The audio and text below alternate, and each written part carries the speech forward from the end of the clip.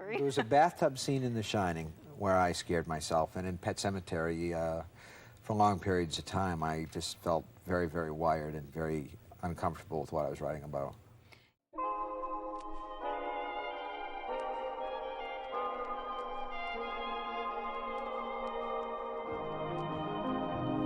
Stephen King was born in Portland, Maine in 1947. He spent parts of his boyhood in both Fort Wayne, Indiana, and Stratford, Connecticut. King went to Lisbon Falls High School, where he graduated in 1966. He began writing a weekly column for the school newspaper, the Maine Campus, during his sophomore year at the University of Maine in Orono. According to Tabitha King, in 1967, King sold his first professional short story to Startling Mystery Stories, titled The Glass Floor. He continued to sell stories to men's magazines during the early years of his marriage. Many of these stories were later collected in the Night Shift anthology or published in other anthologies. He earned a Bachelor of Arts in English and was certified to teach high school English at the University of Maine at Orono in 1970. He received a 4F on a draft board examination shortly after graduation due to excessive blood pressure, limited vision, flat feet, and perforated eardrums. In the fall of 1971, King began teaching high school English classes at Hampton Academy, the public high school in Hampton, Maine. Writing in the evenings and on the weekends, he continued to produce short stories and to work on novels. Carrie was published in the spring of 1974.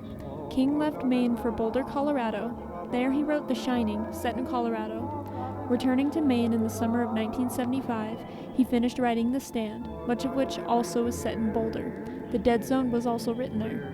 He has put some of his college dramatic society experience to use, doing cameos in several of the film adaptations of his works, as well as a bit part in a George Romero picture, Night Riders. King made his directorial debut in 1985 with the film Maximum Overdrive, based on his short story Trucks, for which he also wrote the screenplay. King is the 2003 recipient of the National Book Foundation Medal for Distinguished Contribution to American Letters. King has 3 children, Naomi Rachel, Joe Hill, and Owen Phillip, and 4 grandchildren.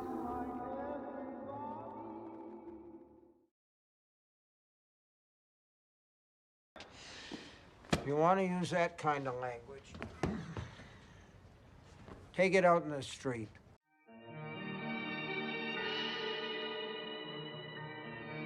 One magical realist piece by King is Carrie. Carrie was first published in 1974. It tells the story of a young girl who possesses telekinetic abilities. Seemingly, Carrie is the only character to possess such powers. The rest of the world functions as normal.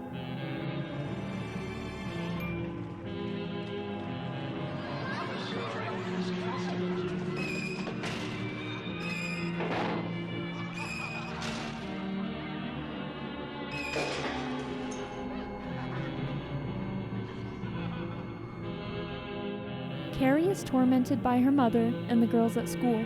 After a prank gone wrong, she is pushed too far and wreaks havoc at her spring ball. The novel takes place in an ordinary world with one extraordinary person. According to freelance writing, King favored an epistolary form to produce realism in the novel by using a combination of letters, news clippings, magazine articles, and passages from books. Author Lindley writes, Stephen King writes what some have called supernatural realism. We might call it magical realism, but I think supernatural realism is a better descriptor. Carrie is set in the real world, but there are supernatural elements. Carrie has the power of telekinesis and might be an ancestor of Roald Dahl's Matilda in a sense. This is a world in which anything could happen. Another well-known magical realist piece by King is The Green Mile. In this story, a man sits wrongly accused on death row. He has the ability to absorb other people's energy and see into their minds. No other person in the story seems to have any similar abilities.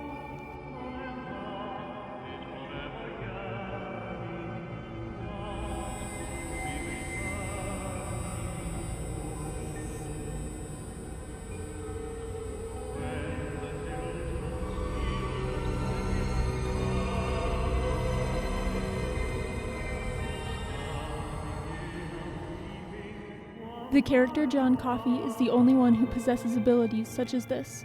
The rest of the world is ordinary, with no other supernatural or magical elements.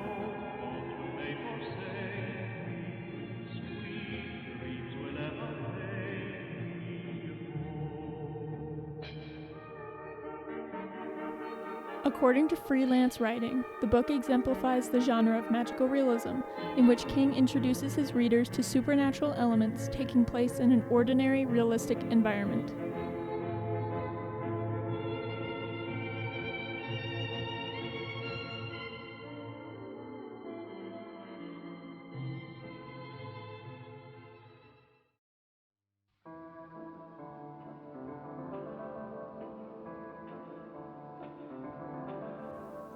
King has been open about his struggles with addictions ranging from alcohol to drug abuse to painkillers throughout his career, and many of his main characters do as well, either directly, as in books like The Shining and Revival, or indirectly, as in Misery, where the villain, Annie Wilkes, is a metaphor for cocaine itself. King regularly writes on the creative process, often from the lens of an artist who has been hampered in some way. The primary characters in Salem's Lot, The Shining, Misery, The Dark Half, Bag of Bones, 1408, and a slew of short stories are all authors who have been hindered in their creative endeavors in some way. Many of these and other fictional characters are based on King's own personal experiences. But he says that writing a novel is like building a little campfire on an empty, dark plain. And one by one, these characters come out of the dark, and each one has a little pile of wood, and they put it on the fire, and if you're very lucky, before the fire goes out, it's this big bonfire, and all the characters stand around it and warm themselves. And that's the way it's always been for me. There's a spirit in writers' works, even though it's just print on the page. And sometimes the director gets that. I think that Milos Forman got it when he did One Flew Over the Cuckoo's Nest. There's magic there, so that the heart of the writer is in two places. It's in that book and it's in that movie. And I was curious, you know, if I did it myself, what would happen? Would people say, you ruined it yourself? Or would they say, yeah, we got what we wanted? Because you go where the book leads you, and this one just led me into a very dark place. I didn't even want to go there. I want people to find it out for themselves.